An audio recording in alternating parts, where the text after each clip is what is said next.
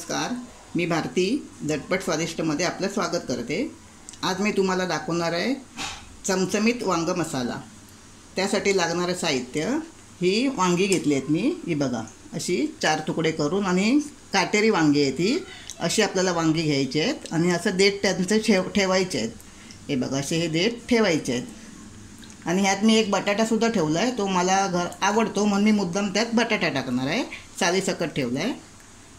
कांदा, लसूण, आलं, सुकं खोबरं, थोडंसं ओलं खोबरं घेतलं आहे, राई, मालवणी मसाला, कोथिंबीर, जिरं आणि 10-12 कढीपत्त्याची पानं, थोडेसे तीळ घेतले आहेत मी पांढरे, शेंगदाण्याचं कूट, मीठ, हळद आणि फोडणीसाठी तेल। कांदा, लसूण, आलं, सुकं खोबरं आणि ओलं खोबरं हे मी मिश्रण नेहमीप्रमाणे आता मी भाजून घेणार आहे। तवा तापत ठेवला होता, आता मी मिश्रण थोडंसं तेल टाकून भाजून घेते। थोडं तेल टाकलं आहे, लसणीच्या पाकळ्या टाकते, 10-12 लसणीच्या पाकळ्या आहेत, 1 इंच आलं आहे, आपल्याला जेवढं हवं असेल चवीपुरतं आल्याने टेस्ट छान येते। 1 कांदा घेतला होता मी मोठा, हे मी थोडासा रंग बदलेपर्यंत भाजून घेते।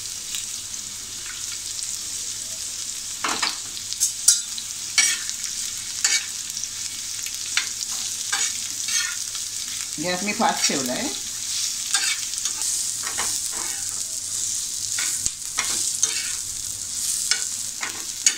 हे बघा आता आपला थोडा रंग बदलला आहे, आता त्यात आपल्याला थोडं ओलं खोबरं घालायचं आहे, तेही आपल्याला थोडं परतून घ्यायचं आहे। हे बघा आता आपलं ओलं खोबरं सुद्धा छानपैकी भाजून झालं आहे। आता आपल्याला हे थोडेसे तीळ टाकायचे, ते मी 2 चमचे तीळ घेतले होते,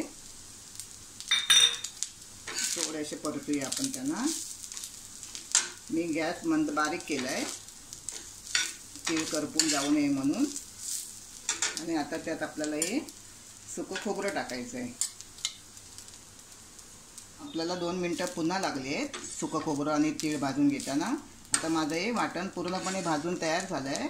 आता आपल्याला हे गार झाल्यानंतर मिक्सरला पाण्याचा वापर कमीत कमी करूनच वाटायचा आहे, आणि मी आता ते वाटून घेते।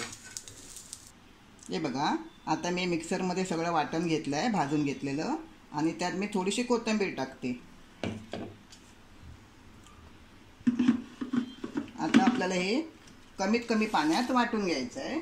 मी थोडंसं पाणी टाकते।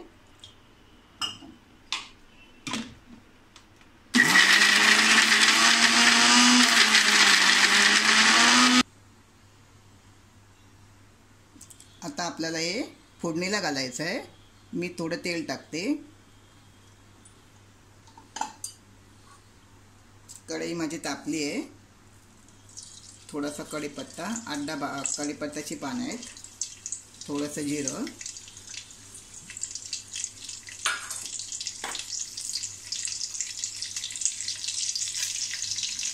एक चमचा राई,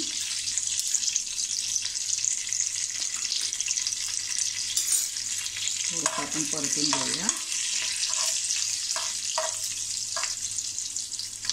आता आपल्याला हे वाटण टाकायचं आहे, त्यात गॅस बारीक ठेवायचा आपल्याला। जे आपण वाटून घेतलं होतं ते वाटण त्यात टाकून परतायचं आहे।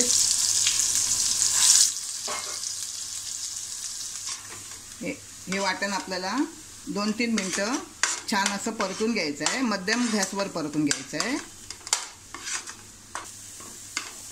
आपला मसाला छान परतून झाला आहे, त्यात आता आपण हा गॅस बारीक करायचा आहे, मालवणी मसाला टाकूया।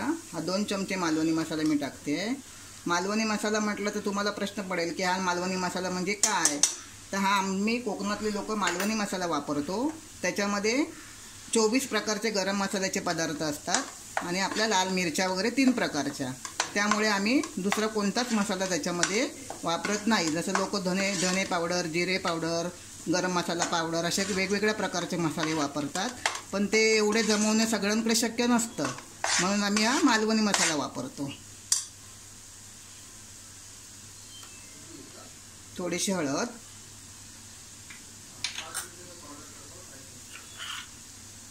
हे छानपैकी आपण परतून घेऊया। आता हे आपला मसाला छान परतून झाला आहे। थोडं मीठ टाकायचं आपल्याला चवीनुसार।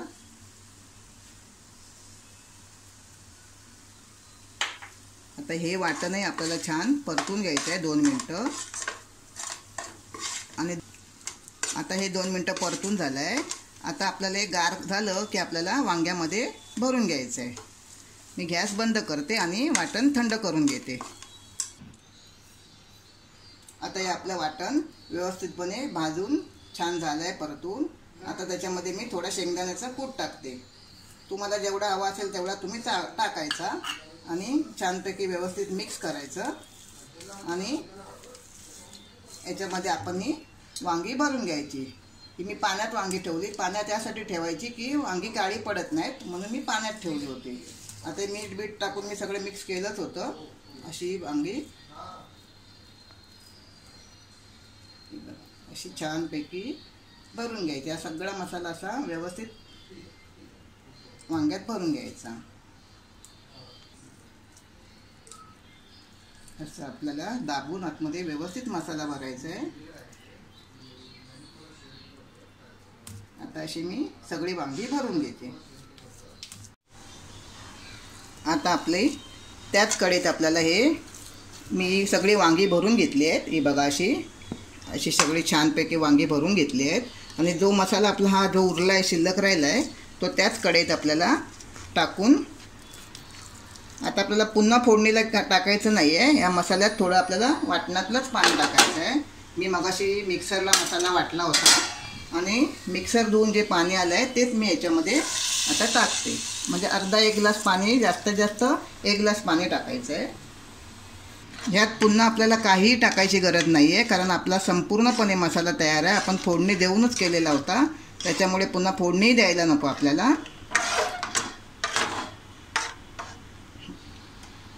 आता यात आपण ही म्हणजे तुम्हाला जर बटाटे आवडत असतील तरच टाका, पण आमच्याकडे बटाटे आवडतात म्हणून मी बटाटे टाकते। मोठ्या मोठ्या फोडी टाकायच्या।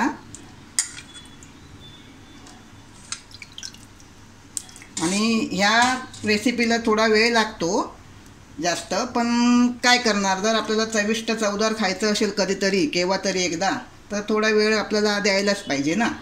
म्हणून मी तुम्हाला ही रेसिपी दाखवली। रोज रोज आपण असं चविष्ट खात नाही, केव्हा तरी असं आपला मूड होतो की छान काहीतरी खावंसं, म्हणून मी थोडा हा व्हिडिओ माझा लॉंग आहे तर कंटाळू नका पाहायला।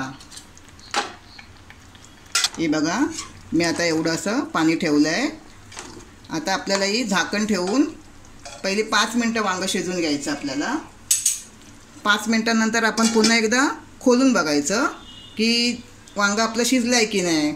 आणि नाही शिजलं असेल तर पुन्हा 5 मिनटं आपल्याला झाकण ठेवायचं, तोपर्यंत आपण वाट बघूया। आणि ही वांगी आपल्याला शिजवताना मंद आचेवरच शिजवायची आहेत, फक्त आपल्याला 5 मिनटांनी लक्ष ठेवायचं आहे।